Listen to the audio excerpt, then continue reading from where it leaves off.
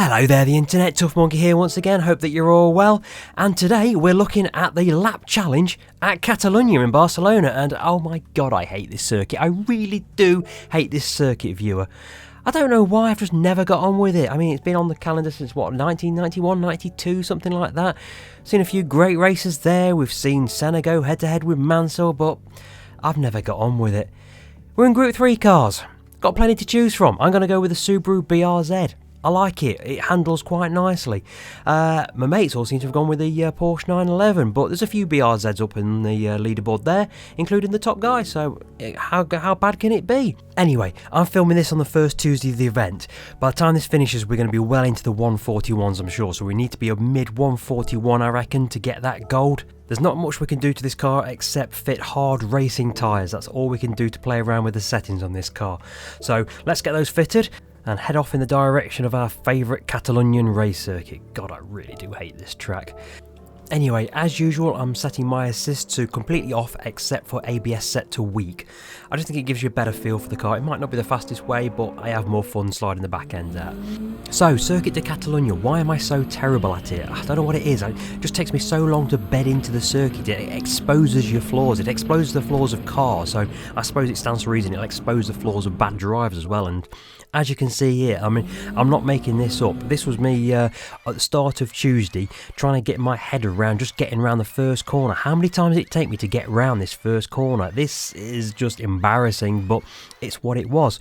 So anyway, I've managed to get my time down to just within the gold standard time, but that's not going to stay there for very long, so I need to get under the 142. So this is ultimately my second fastest lap. I thought I'd talk you around this one though before I leave you alone to enjoy the fastest lap. So we're going to cross the line. I've got a ghost car on, that's just a target to aim for. I'm going to turn it off, but it just gives me something to aim for. Now we've got a big stop into the first corner at Catalunya, and very difficult to spot a reference point. So easy to outbrake yourself into this corner. I normally drop it down to second here, and I did try here, but I've got a problem with my paddle shifters on my Fanatec at the moment. It's not always engaging the gear. Anyway, I'm trying to keep a tight line around here and then just gradually ease the throttle back on. It's so easy to run wide onto that green strip and just out off into the crash barriers. Early brake into this corner, and again, hug the corner if you can, drop it down to second to rotate the car, and then knock it back up to third and ease the car out towards the outside of the circuit. This corner, early on the brakes, try not to run too deep. Knock it down a gear to try and get the rotation. I'm always sat on the fence whether to drop it to first or keep it in second. Gradually ease the power back on without running too wide onto the circuit. Early into this corner as well, again, very easy to go too deep and run across the green strip there. You can take quite a bit of green strip there without getting a penalty. This is a tricky corner, so easy to get on the power too early and drift out wide onto the green strip here and pick up a penalty.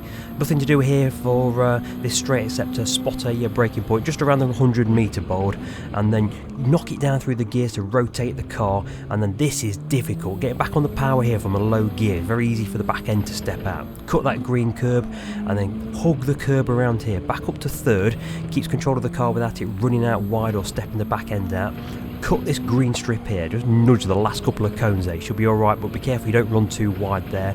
And then easy to run too wide into this corner. I drop it to third, maximise the revs and then power back through over the finish line. And look at this, not quite, a 142.001, just didn't quite get under the 142s. So, I'm going to shut up and let you watch my best run so far. Here you go.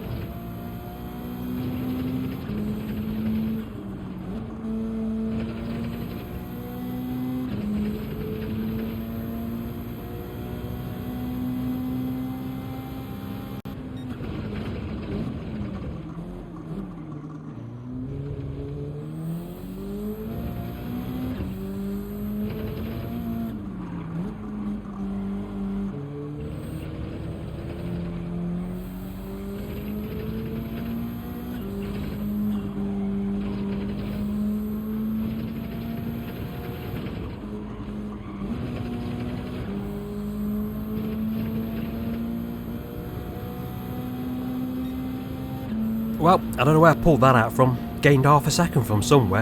I must have done 40 laps trying to get onto a 142. Couldn't do it, and then suddenly a 141.485. I mean, I'm still over a second off of Steve, who's always my benchmark, and I'm only, mid 3,000th in the world. That's going to drop down to over 4,000th by the end of the event. But you know what? I'm actually quite happy with that, because I really hate Barcelona.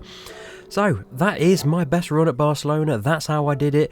Only thing left me to do is check out the 2 4-star roulette tickets I've managed to build up. After spending the last couple of evenings selling my soul to the devil, flogging my guts out around one of my least favourite circuits on the planet, I'm expecting at the very least a Batmobile.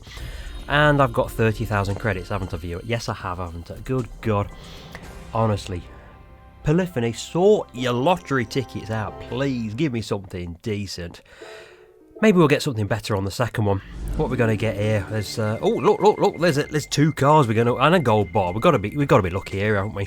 We're going to get something good. We're going to get something good. Yeah, and 10,000 credits. Thank you very much, Polyphony. Good grief. Anyway, viewer, see you next time. Take it easy. Bye.